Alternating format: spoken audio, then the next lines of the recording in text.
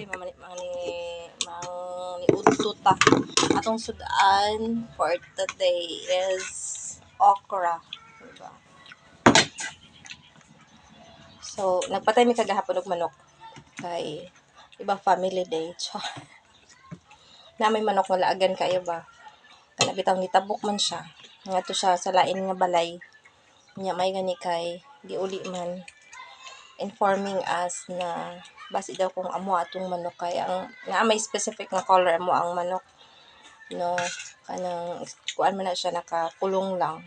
So pabuyaan karon kay daghan na kaayo sila, dili sila matabang sa bahog, bugat na sa bahog, so gibuhian ang uban para maka-minus. Kaya karon ang problema kay ang among iro manggugod man. Itong lagid sila target nga usa ka buk manok nga ilahang i-joke nga ilang kudkuron ba nya mahadlok man sad ang manok ko kudkuron niya iro ba niya hadlok sila nga base og makagat sila, so lupad niya dito sa among silingan ni adto. Pag uli patay di siya. Amo na siyang gi kagabi pa siya actually. Ang kusog ang ulan. Duha ka buok. Gagmay ra gud, di ba?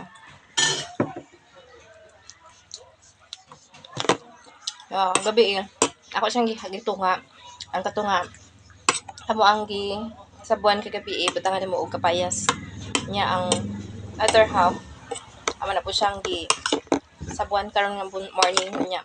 Wala man minamahaw, tinapay lang og kape. Si kuya lang ang namahaw.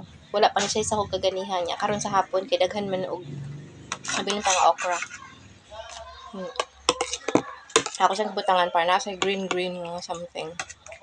Ano gulay pud ba? Pero dili ko sila makaon, ako ra makaon anong kuan, okra. Diba? Half cook lang okra.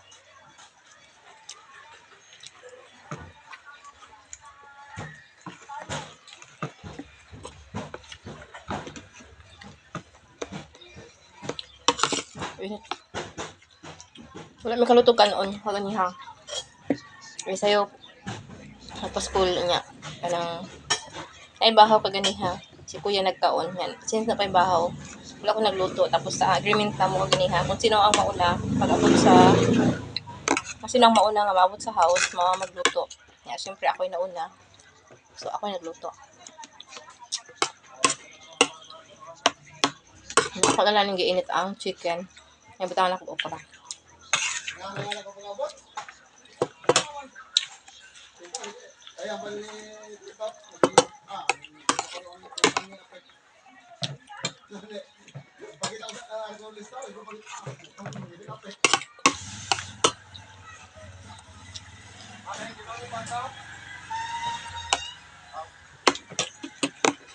Wow.